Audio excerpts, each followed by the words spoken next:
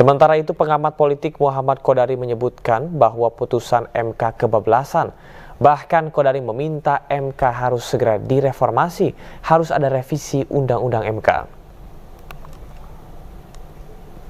Soal partai tanpa kursi bisa mencalonkan.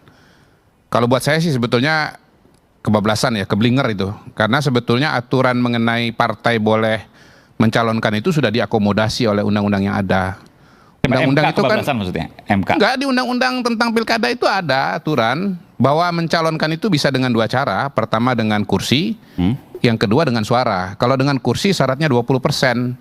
Kalau suara 25%. Jadi ngapain lagi tuh MK bikin angka-angka baru itu? Menurut saya itu keblinger ya. Sebentar, saya dulu.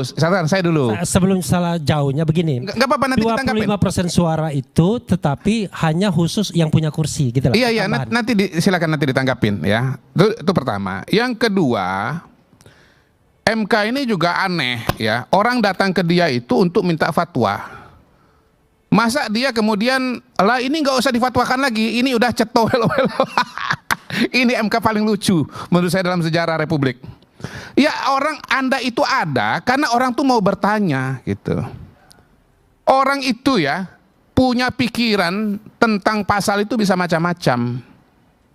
Makanya harus ditanyakan kepada Mahkamah Konstitusi. Kalau Anda kemudian mengatakan ini sudah jelas ceto welo-welo, ngapain Anda ada di situ? Bubar aja Mahkamah Konstitusi. Ya.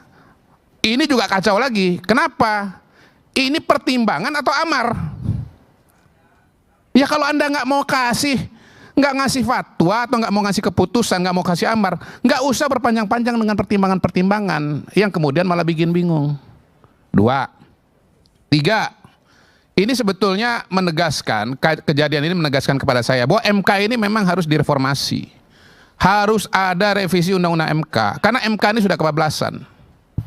Dia menguji undang-undang, dia juga nulis undang-undang, kebablasan. Sudah banyak kasus di mana MK itu sok tahu, mohon maaf, sok tahu dia. Undang-undang itu bos, dibuat melalui proses yang panjang. Ada kajian, ada simulasi, apalagi kalau bicara undang-undang tentang pemilu. Makanya ketika Mahkamah Konstitusi itu menetapkan pemilu serentak itu, kaget-kaget sendiri dia. Loh, ternyata kalau pemilunya serentak, ini ternyata petugas yang tadinya dari pagi sampai siang atau sampai sore, kerjanya sampai besok pagi. Lalu kemudian ada yang tua-tua, lalu kemudian berpulang ke rahmatullah. Habis itu timbul hoaks lagi, bahwa yang berpulang ke rahmatullah itu karena manipulasi politik gitu loh. Jadi MK ini menurut saya nggak pernah hati-hati dengan keputusan-keputusannya. Ya. Ini MK harus direformasi. Tugas MK itu kembalikan saja menguji undang-undang terhadap undang-undang dasar. Kalau dianggap bertentangan dengan undang-undang dasar, tolak. Tapi bagaimana rumusan barunya, teman-teman mahasiswa ya, itu harus dikembalikan kepada DPR.